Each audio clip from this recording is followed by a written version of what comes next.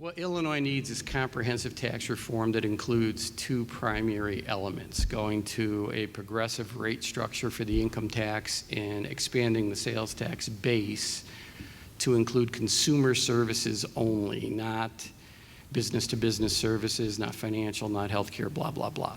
If you did those two things, the net new revenue, depending on the base expansion, would be somewhere in the $3 to $4.5 billion range. After a couple of years, and it would take a couple of years, the state would be able to pay back all its past due bills, and in about year 4, it would have enough to cover most of its payments. The one problem with the pension proposal of the Senate President, the Speaker, and everyone else, it doesn't deal with the repayment of the debt. It merely takes benefits away from workers. So number one, you got to question whether that's going to be constitutional under Illinois law. We don't think it will be, but let's just, for purposes of the question, assume that it's constitutional and they get all the savings that they anticipate getting. They leave the debt untouched. So the debt is going to continue to grow like that at unattainable, unaffordable, unpayable rates. And I'll give you the actual numbers. So in 2011, our total payment to the pension systems was just about $4 billion, a little over that. But only about $1.6 billion of that was the actual cost of funding the benefits to current workers. The rest was the debt service. The very next year, total payments jumped up to about $5.2 billion. All of it was debt service. The normal cost of funding benefits for current workers remained flat at 1.6. What the Cullerton and the other proposals do is it reduces that flat number, and it has stayed flat this year too. It reduces that flat number from 1.6 to maybe 1.2, 1.1, which is a savings over time, and certainly a savings to taxpayer. But leaving that debt repayment structure in place means you still have a fiscal crisis and you can't solve the state system by utilizing their approach. But the figure you cited for the number of years it would take, that's based on your proposal in your study. What is, and I'm sorry I don't have this in front of me, what is because the question had to do with the tax rate. What would what's the highest income tax bracket and rate in your? I think we went up to 10% 11. at the top. Oh, I've got 11 right here. And that's at an income level of? $1 million more. Of $1 million a year, okay. So your income at $1 million or more a year would be taxed at 10%. Right. And if you're making that kind of money, God bless. So Should I answer that as well? I have sure, go ahead. Sure. And was that your short version? No. Sadly, Ted, kidding, yes, I'm it was. I'll give a short answer. And I've got Ralph's plan here, but yeah, it's 11% at $1 million and above. Ralph says that his plan would raise about $2.4 billion. The pensions are $100 billion short now, and maybe really more like $200 billion when you do proper assumed investment returns. So it would take quite a while to pay that back using 11%, assuming that the money actually went to pensions and not other things. There really is no way to fix the pension problem through taxation. One, it would probably kill the state, and two, everybody would leave, except for those who couldn't leave and who couldn't pay taxes. So it's a recipe for disaster, and it sounds a lot like a Detroit plan. The reality is that California, who is maybe the second poster child after Illinois in terms of fiscal management, we compete a lot between California and Illinois. They had their top tax rate at 11%. They have just now raised it to, or they had 11.3. They just raised it to 13.3%. So they've had to keep raising their tax rates, but not only that, they've pushed the tax rate for people making $48,000 and above to 9.3%. So it's becoming really difficult for California to keep using the progressive tax to fix their problems. They're going to keep trying, and at some point it's not going to work.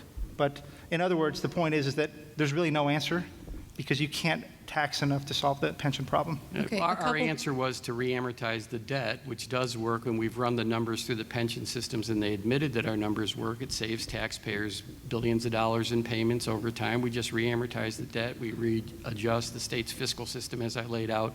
The fiscal crisis goes away, and in about 4 years, we could start making new investments in public education.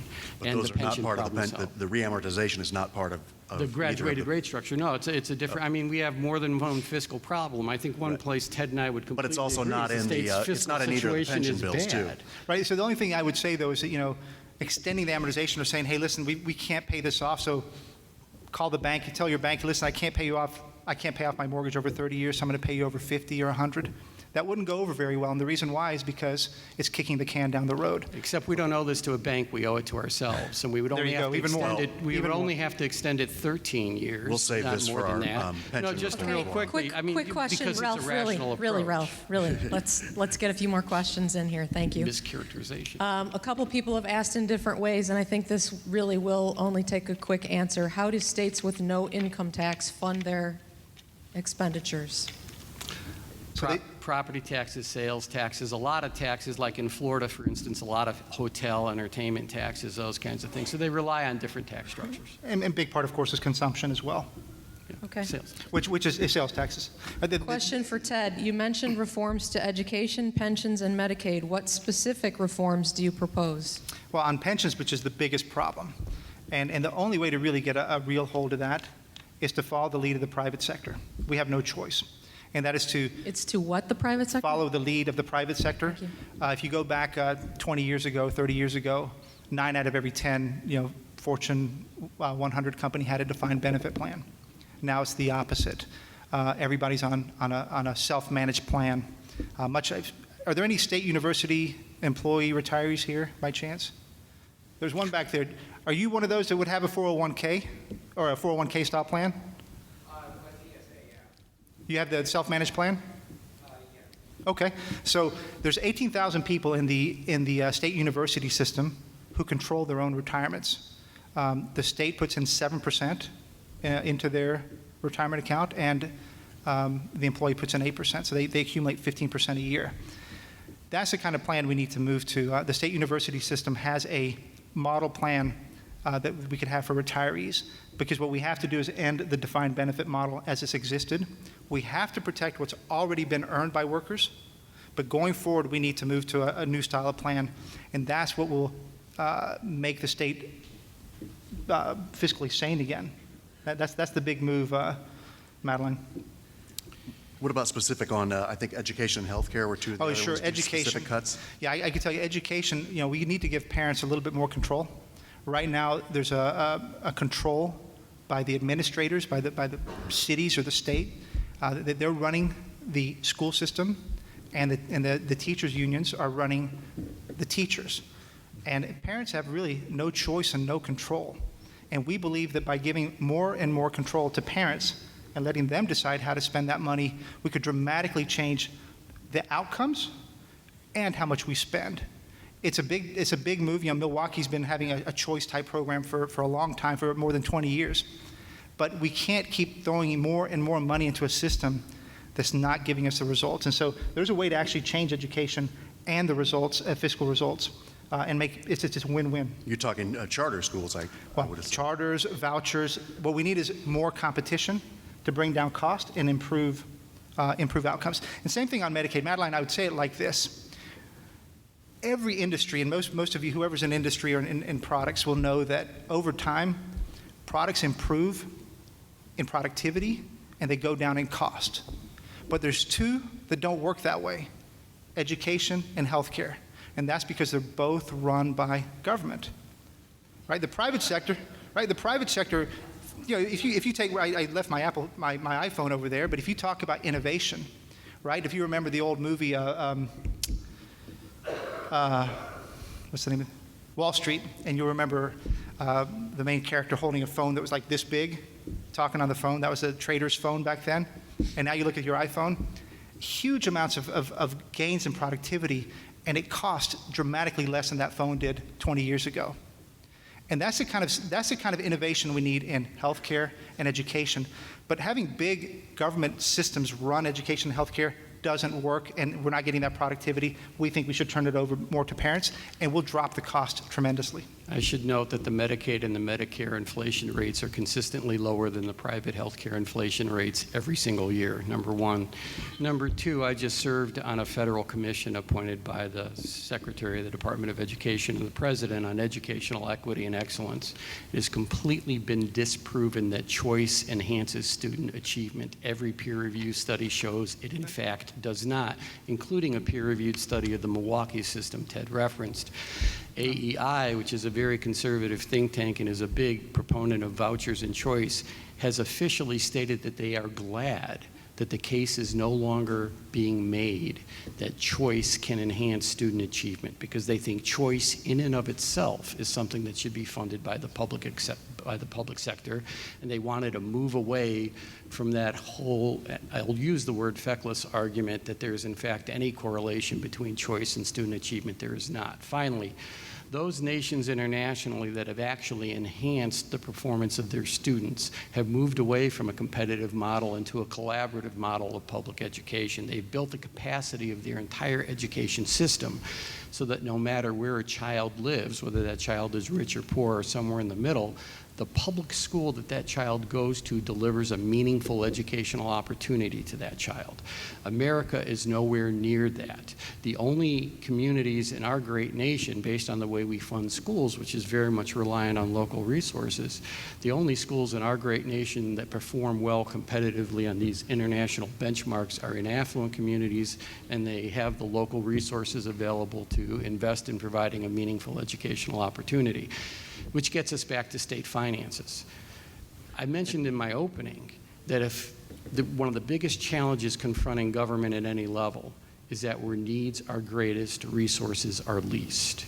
One way to generate resources to fund communities that have great needs is with a graduated income tax. It is fair, and the revenue can be used to invest in building that educational capacity that will allow every child to develop the numeracy and literacy skills they need to be competitive in a global economy. Okay, that's not a closing statement. We're going to have more questions. For Ralph, would you please address the excess spending in Illinois and the growth of welfare, and talk about what you propose to do on that side of the ledger? Yeah, real simply, we'd be all for cutting expenditures if, in fact, expenditures were leading to the problem, but expenditures on services clearly are not. I will go back over the data. So from 2000 to 2013, aggregate expenditures on services, the 9 out of $10 that go to education, health, social services, and public safety, have been cut. They've been cut in both nominal and inflation-adjusted dollars. We are not spending more on services. Where we are spending more is repaying this debt that we borrowed from the pension system to subsidize services for the last 40 years.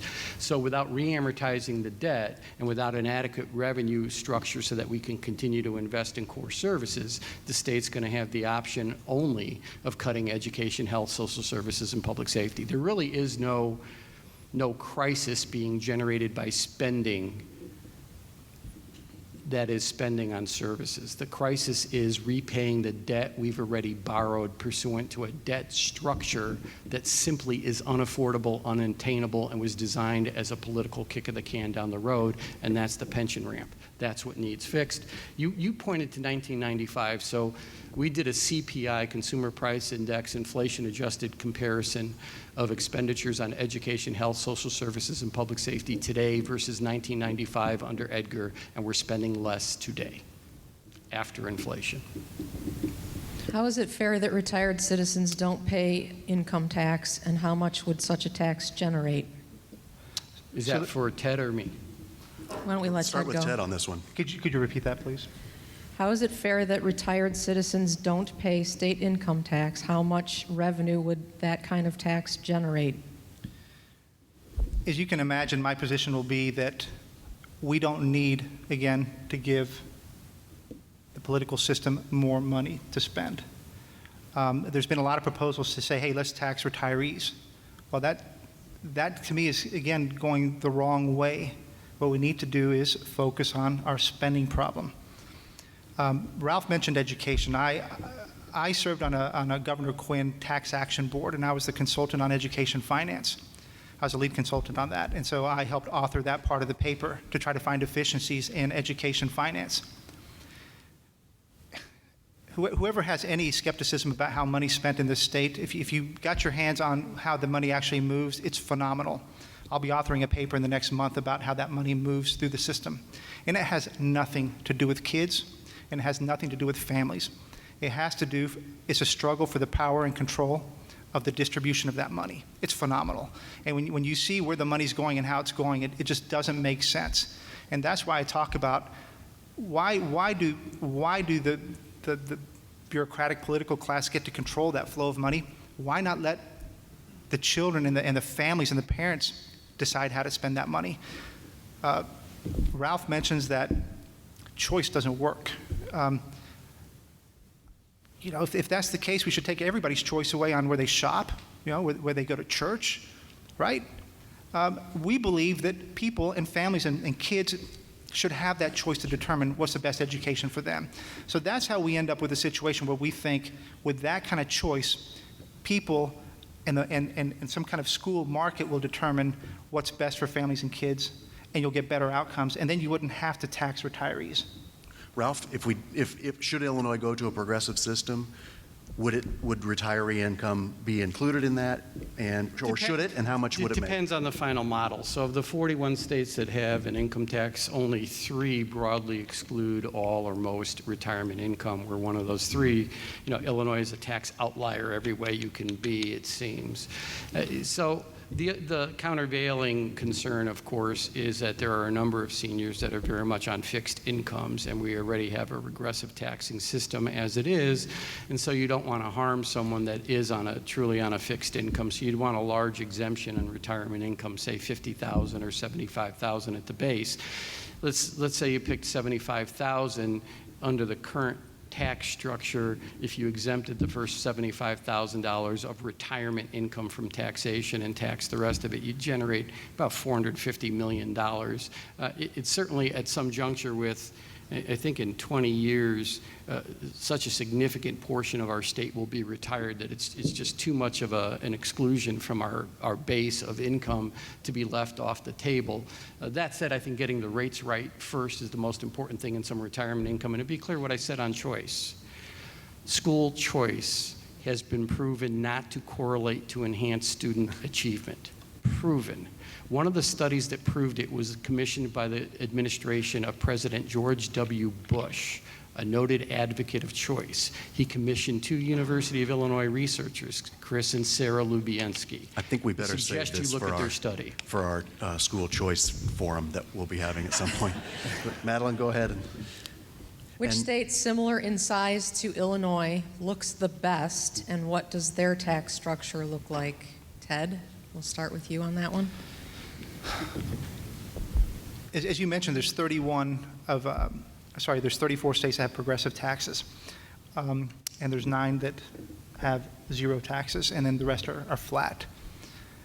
I'm not sure if I'm going to pick one, but what I did point out is that the 0 tax states are the ones that are doing the best in terms of population growth, economic growth, and we just saw North Carolina 2 weeks ago say they're going to go from a progressive to a flat.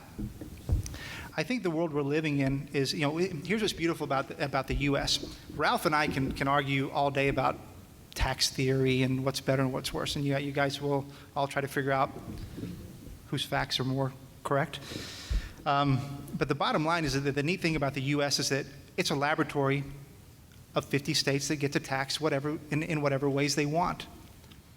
And so we can actually look at data and see who's growing and who's not. And you could look at states like California and Illinois, and what do we look like? You can look at states like Texas and Florida who have 0 income tax. I think perhaps the best comparison, rather than comparing Illinois, is comparing California and Texas. California and Texas are 2 states that are attractive in many ways. Texas is in the south. California's got its beautiful beaches. It's got its high tech. It's cool, it's hip, it's got Hollywood. Texas is, cowboy country and a lot of growth and a dynamic economy. But one is attracting a lot of people and creating jobs, and it's dynamic. And the other one is trying to tax its way out of troubles that it keeps getting into, much like Illinois. So I think what we need to do is look at what zero tax states are doing. And as I've talked about, the zero tax states are by far outperforming the high tax states. And we should set our targets on how we compete with the other states. We don't work in a vacuum. And if we're not careful, Indiana, Wisconsin, all those states are going to eat our lunch. They already are. So if we're not careful, they're going to continue to do that. That's why their governors are coming into Illinois, say, come to our states. And the last thing we need to do is just add more taxes to make us less competitive. Yeah, I guess their governors are coming into our state saying go to their higher tax states, because each of Wisconsin and Indiana and Iowa are all higher tax states than us if you look at total state and local tax burden as a percentage of income. They also do a better job funding education and balancing their budget because, gee, they actually have the revenue to cover their service expenditures, whereas Illinois has borrowed. And it's funny that people talk about our poor bond rating all the time and don't talk about the bond house's full series of comments on what we need to do to get a better rating. One of them is consistently raise more revenue. The bond houses have been saying this. They've been saying it since 2006. Fitch's, Moody's, Standard & Poor's have all said it. They've all said it in their reports. It doesn't make the media because it's not as fun as saying, you know, Illinois has a spending problem or whatever. But the data are very clear. If you don't have a tax system designed for the modern economy, it won't work. It'll create an imbalance. You won't be able to fund services. You'll do irresponsible things like borrow, and you'll become Illinois.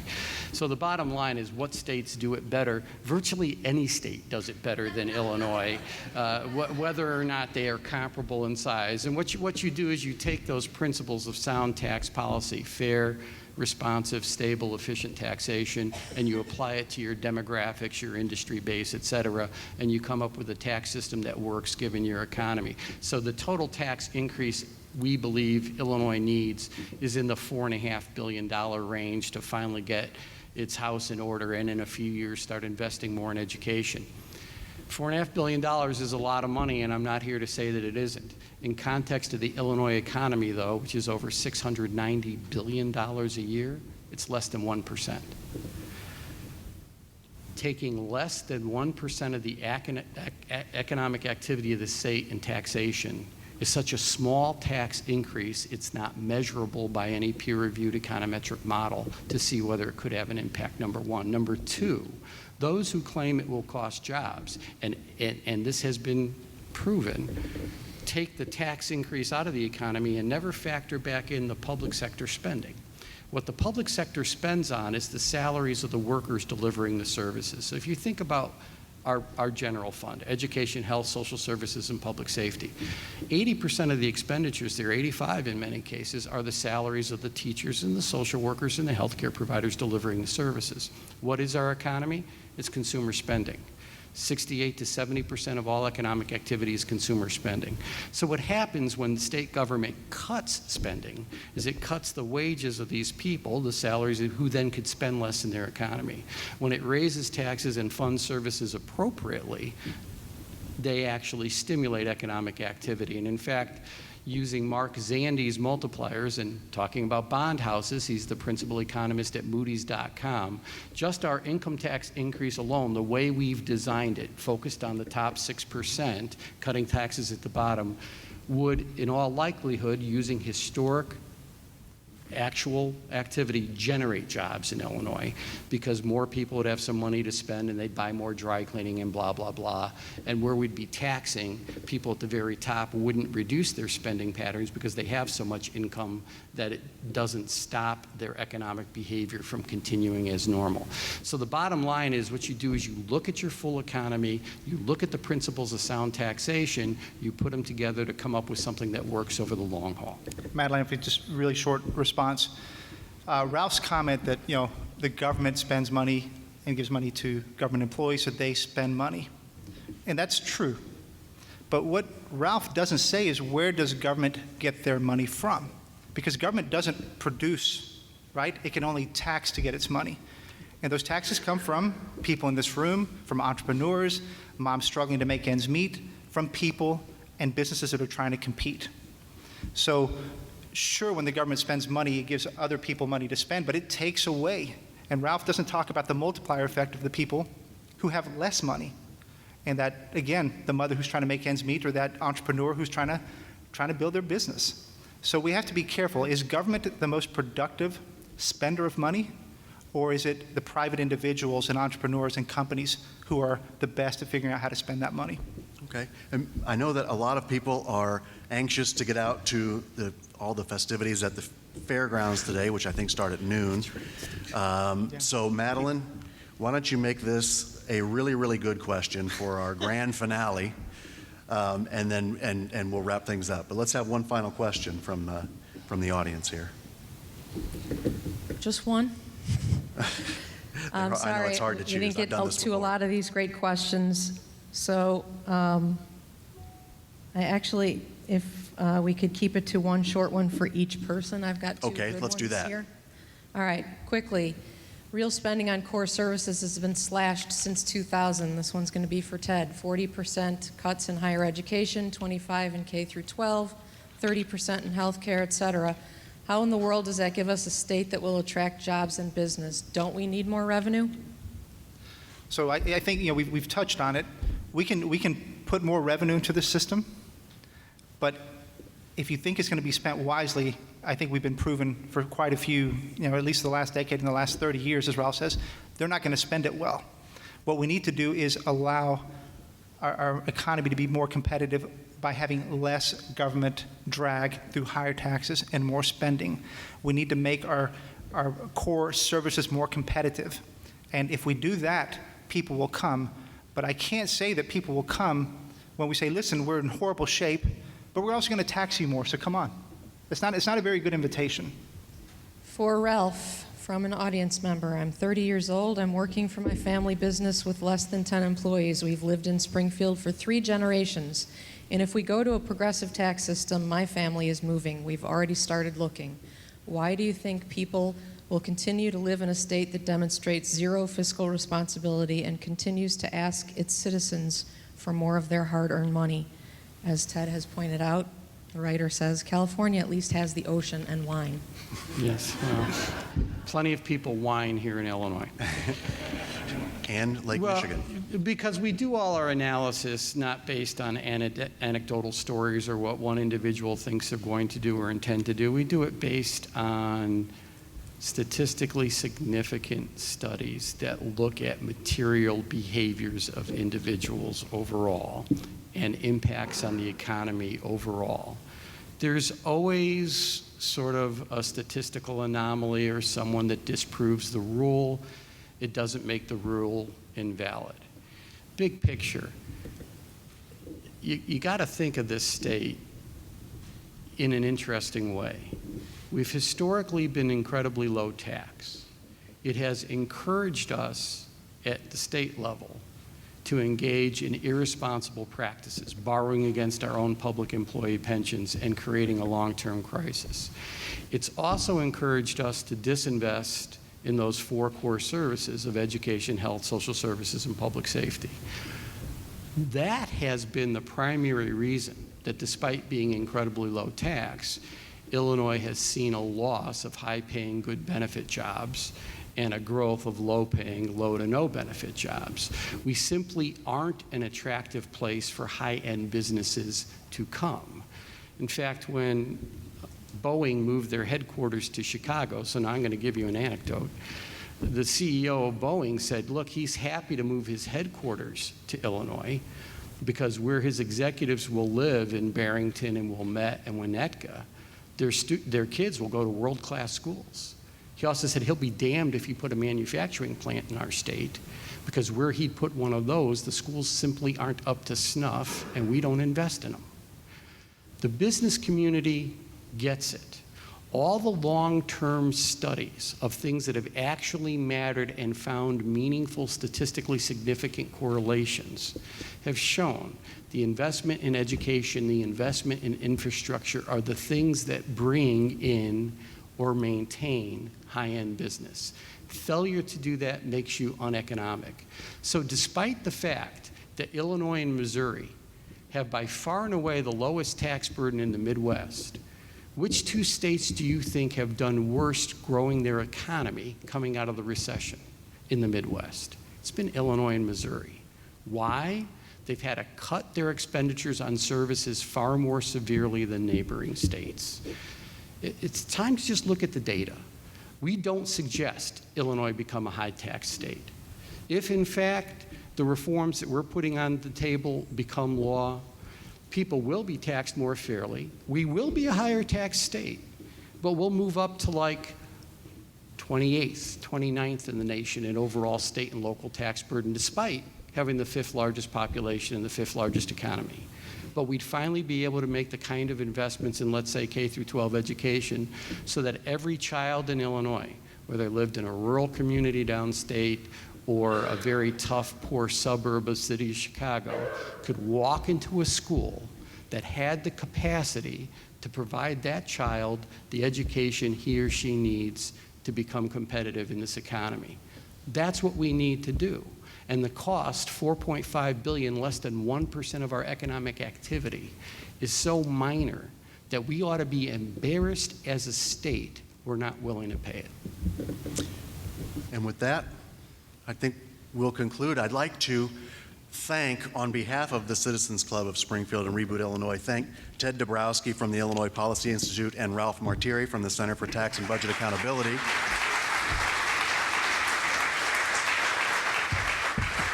I think we all really, regardless of which side you're on in this argument, and hopefully you're just now developing your side in this argument, I think we can all agree that both are very passionate and knowledgeable on this topic.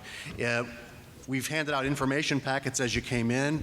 Those have op-eds from Illinois Policy Institute and also from Ralph and several others. The great thing about the progressive tax debate that's coming up is that Illinois can never implement a progressive tax system until you vote to allow it. So what we're here for today, and what I hope we've accomplished, is we want to make sure that you make an intelligent vote if it comes to that, regardless of which way you vote. And I think our panelists really helped us on that. So thanks everyone for coming. And please visit our website at rebootillinois.com. And please continue coming to all the Citizens Club events. Thank you.